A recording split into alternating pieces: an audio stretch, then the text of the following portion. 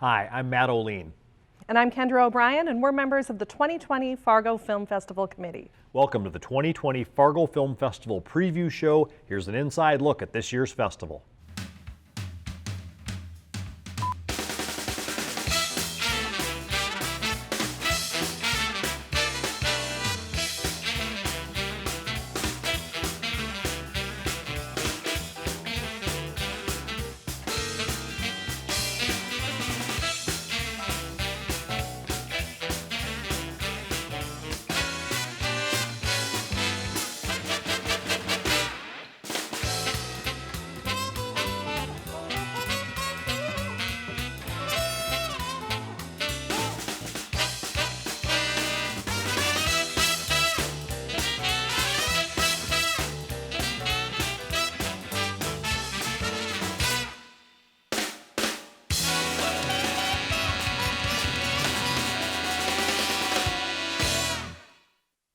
This year's 20th Annual Fargo Film Festival will take place Tuesday through Saturday, March 17th through the 21st.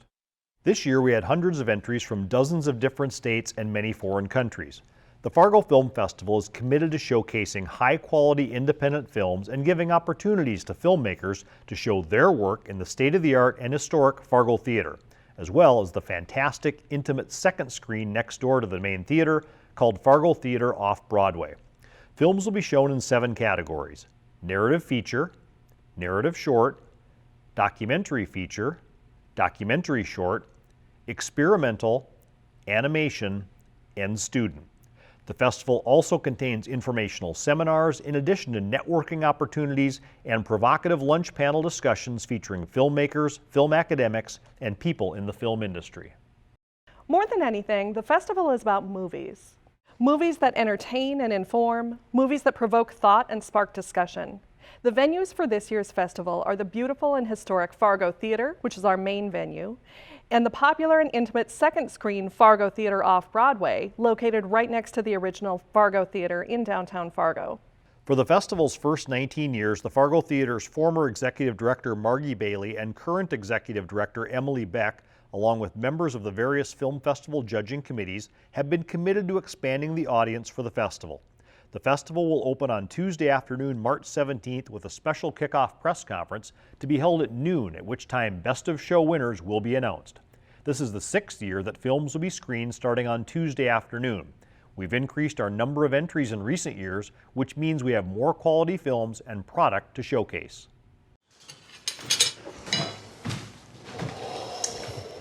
Wow, are they down? Nice job. That was fast. Yeah, they're whooped. So I was gonna lose it when I quit with that whole Captain Underpants thing. There will be noon panel discussions on Thursday, Friday, and Saturday at Dempsey's in downtown Fargo. Our opening night showcase will feature award-winning short films from the festival. Wednesday night, we'll screen the documentary feature Honorable Mention winner Balkowitsch, which profiles plate glass photographer Shane Balkowitsch from Bismarck. Friday night, we will welcome actor Mark Patton, star of Nightmare on Elm Street 2, live at the theater. He's the subject of the wonderful documentary Scream Queen, My Nightmare on Elm Street. In addition to the films, the festival offers pre-parties and post-parties. There will be 2 pre-parties, Tuesday at 5:30 p.m. at the Sanctuary Events Center, and Friday at 5:30 p.m. at Prairie Den. After the films conclude on Thursday night, March 19th, at All-Star Bowl in Moorhead, there will be bowling and good times for visiting filmmakers, actors and actresses, and festival goers. At the conclusion of the festival, there will be a big wrap-up party Saturday night at the Radisson in downtown Fargo. Well, Kendra, we have an exciting film festival. I cannot believe this is the 20th annual. When it started, I wasn't sure we'd make it past year 1. But you have been a volunteer for much of the time of the festival, and you went to the festivals in the early years. This is just incredible. We've made it 20 years. It's amazing to see how much it's grown and to see the quality of the films increase over the years. And I think this year especially, the quality is higher than it's ever been. I agree.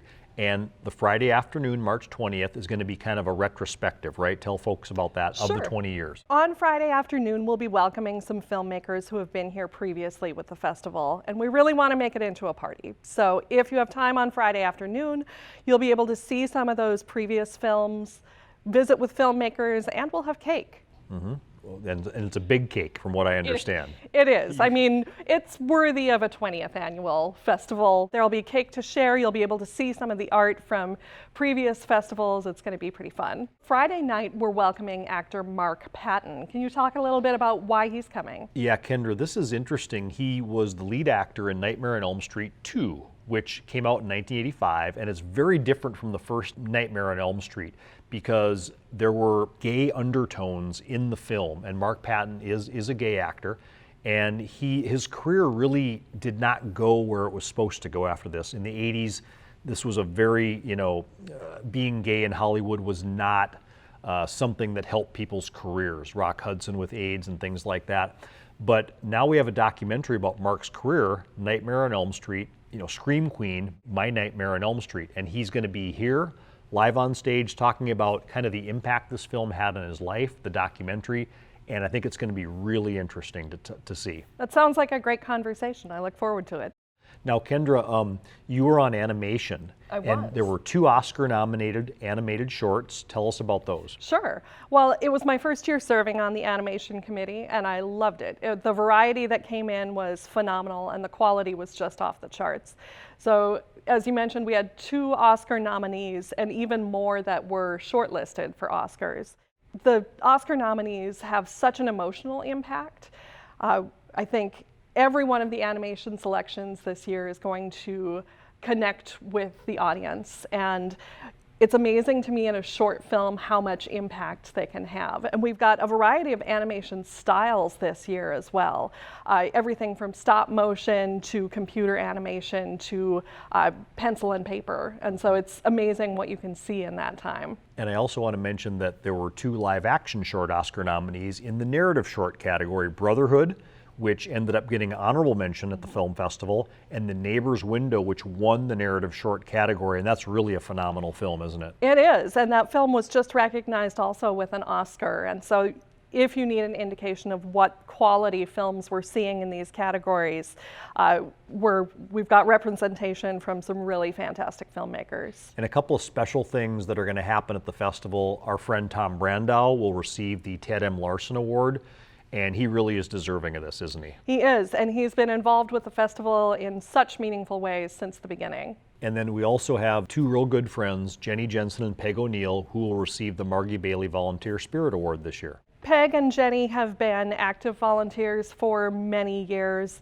and really embody the heart of the volunteers that make this festival possible. And this will be the 10th year that this award is given, and they join a very prestigious list of winners that you see on your screen.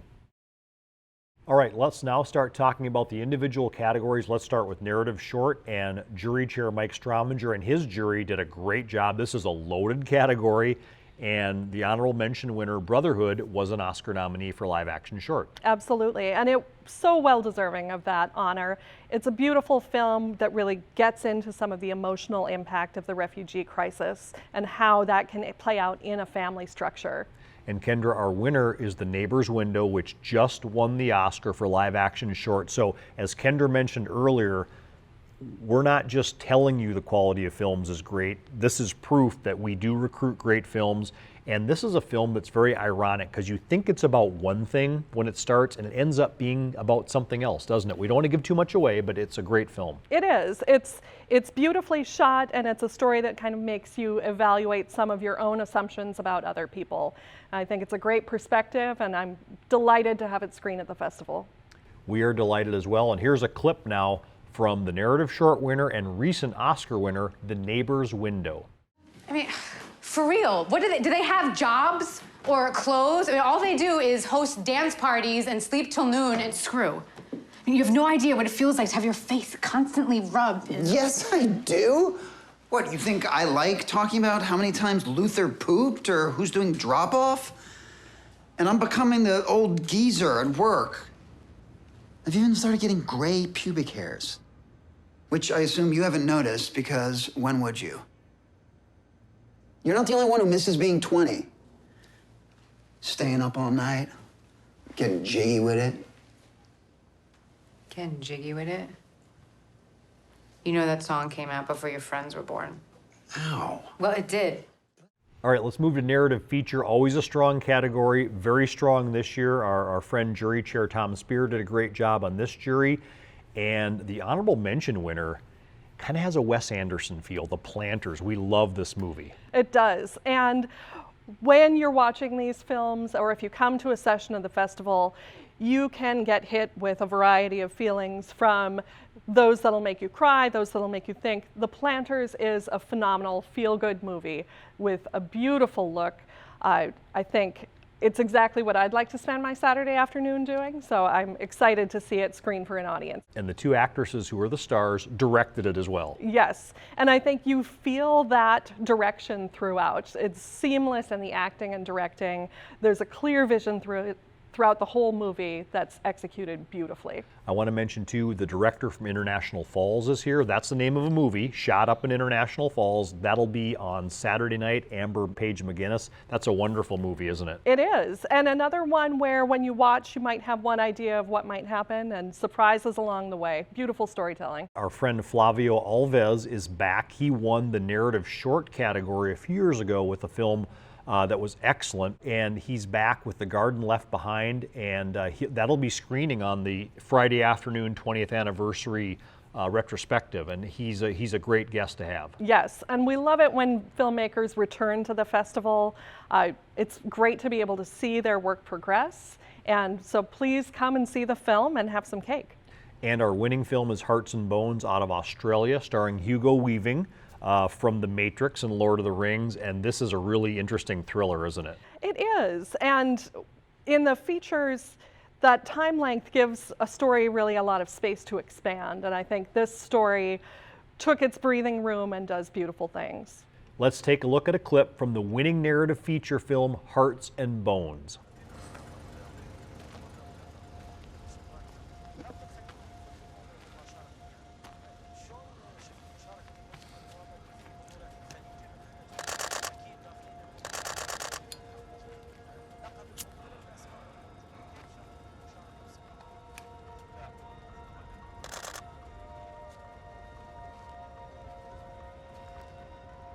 It's not safe, Dan.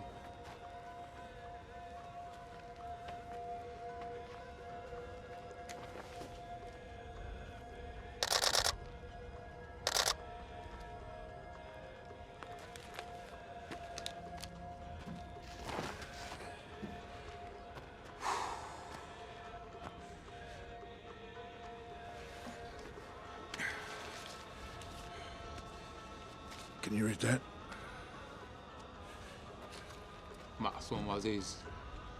He's a local councillor.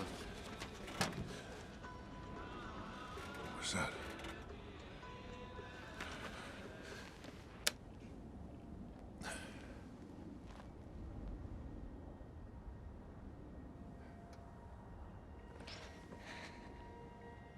Hey, it's okay. It's okay. Hey, it's okay. حبيبتي لا تخاف. It's okay. انتي بأمان.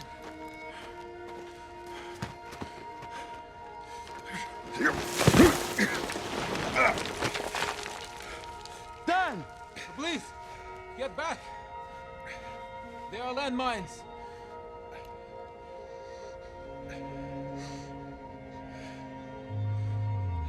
Strong year for documentary short as well. The winner this year was Raw Tuba, a short documentary about a tuba player and his path to success. I thought it had a great impact in a short amount of time. It's one of my favorite doc shorts ever, Kendra. It's about a young African-American man who gets to go to a prestigious music school, and he chooses the tuba, which is, you know, not the most popular instrument probably to specialize in, but in the film you see him visit his former teachers, his former neighborhood, and it's really a great uplifting story of someone who made something of himself. Absolutely. I was inspired by it, and I think the audiences will love it.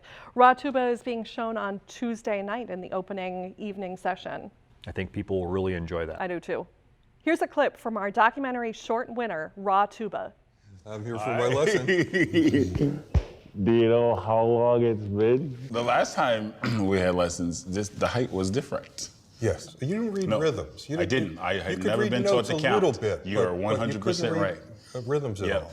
You were very patient. You were like, okay, next week, just do this. Mm-hmm. And you kept simplifying. Okay, how about you just make sure you get the rhythms? Right, right. And I just didn't do it. And you were like, okay, we're done simplifying. You just need to practice. I pretty much said, you know, you'd be probably a good tuba player. You'd probably be an okay tuba player.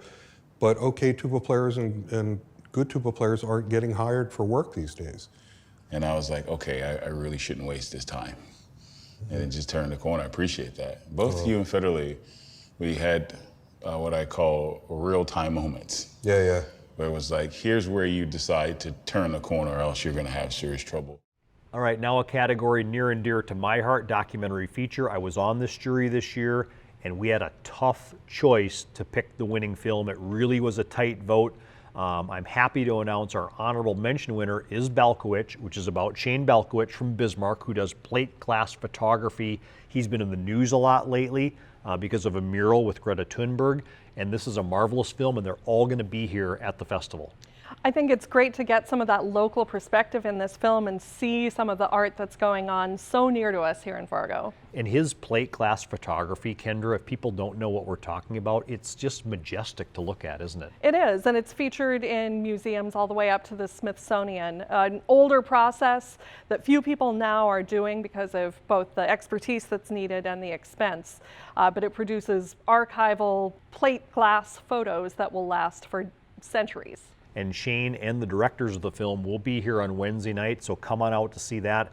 And our winning film is 17 Blocks, and wow, I was so moved by this movie. Very much like a Boyhood film where it tracks a family in Washington, D.C. over many years. Kendra, tell folks about it. Sure. Over the course of decades, a filmmaker worked with the family. So you have footage from childhood through adulthood, and you get to see the progression of relationships in this family, of some of the challenges that they face. And it really tells a rich and deep story of the relationship in the family. And it's very moving. There's some tragic parts in it, but I do think people should check this out. So here's a clip now from the documentary feature winner, 17 Blocks. Good job. Dope. Every day, I always go over to Denise's house to see Faith and Justin because that's what my pride. Those are my babies. And I end up meeting someone that lived in the same neighborhood and just took off from there. With my new boyfriend, it is hard for him to understand the love and dedication that I have to the family. Faith and Justin feel like the kids that me and Manuel would have had. I mean, I treat them like they're my kids. And it's kind of hard to explain because I don't really know a lot of people who have the kind of relationship that I have with Denise and them. My boyfriend had to come around. It's, you know, it took time, which is expected. But then we worked on it, then next thing you know, he's buying something for Faith. You can only grow but to love this family. Matt, this was my first year serving on the animation jury, and I couldn't have been happier to screen those films. When we were watching the films, one of the first ones I saw was our category winner, Mind My Mind. What did you think of it? Oh, it's so great. It has a little bit of that Inside Out feel, which was a great animation film. It's about a guy who his mind is always working and he's trying to question what he's doing, and he goes on a date with this girl he really likes, and he's worried he's going to screw it up because his mind keeps, you know, feeding him stuff he shouldn't be saying. But it's so gentle and so heartwarming, isn't it? It is. And one of the things I love about movies is being able to see things from someone else's perspective. And in this particular animation, I felt like I understood this man's perspective better than I ever would have, even with a narrative film, just seeing all of what was going on inside of his mind. Now, Kendra, your category animation had 2 Oscar nominees as well, Daughter, and then another film called Sister. Tell us about those. Yes. Well, this year, those Oscar nominees gave us more perspectives on family, imagining a life, for example, with a family that's different than the one you have. The animation style in both is beautiful. You get sort of that atmospheric quality to them where you are transported into someone else's family relationship. I loved seeing those nominated for an Oscar. I think they'll resonate with audiences, and I look forward to them screening. All right, let's take a look at a clip from our animation winner, Mind My Mind. Still available? Hey, Chris. What would you like to know? Would you like to have coffee? When? Now. I don't have much time, really. I have to work.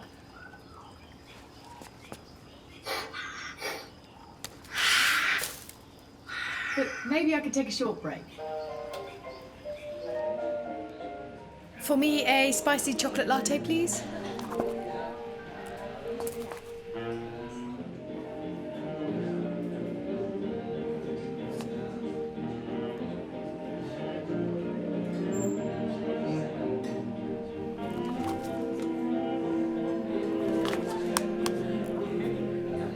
Same for me, please. How was your day? Oh, You go first. we're trying to have Paul Panotti mate with a female, but she keeps rejecting him. Oh?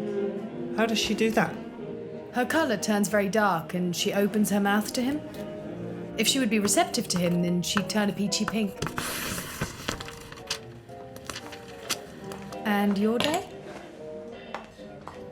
My day? Well, just another day at the museum. But what are you into besides work? Different things. This year, the student film category was especially strong as well. Student is a favorite of mine because of the variety that comes in. And I've loved it too to see filmmakers who initially came to the festival with a student film return later with a narrative short or a feature. This year, the winner, Progeny, was a science fiction film, which is a little bit unusual for a student film, and the production values were beautiful in it. They were phenomenal, Kendra. This is really a creepy movie. I'm not going to say too much about what it's about, but a lot of interesting visual effects were used by this director, and it's great to see these students making a film that might signal greatness in the future.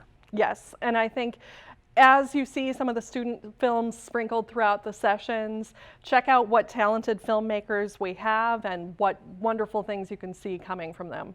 Let's take a look at a clip from the student film winner, Progeny.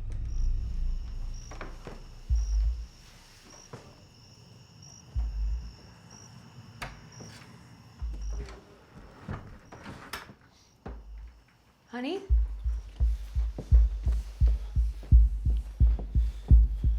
How'd it go? Did you get to talk to him? I'll be right out.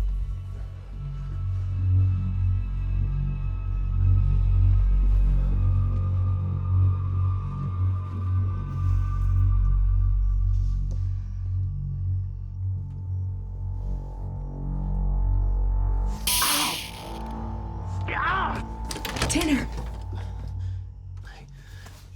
I'm gonna get some matter. And finally, Kendra, let's talk about our experimental film category.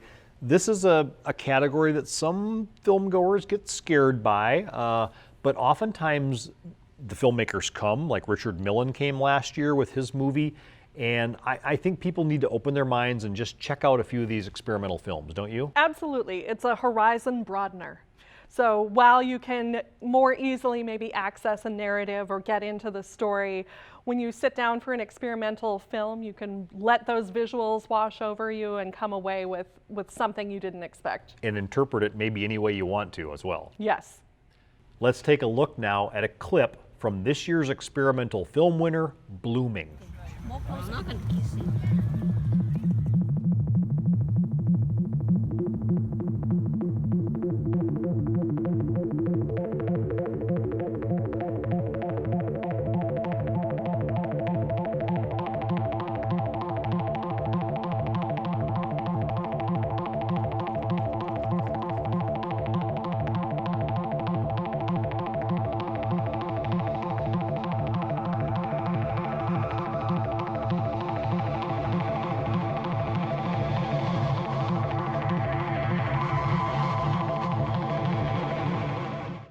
And finally, Kendra, we want to mention our friend Greg Carlson, who always puts on the 2-minute movie contest. That'll be Friday night, 9:30 p.m. in the big Theater 1. Tell folks about the 2-minute movie contest. The 2-minute movie contest is a party. You will see dozens of 2-minute films ranging across all categories.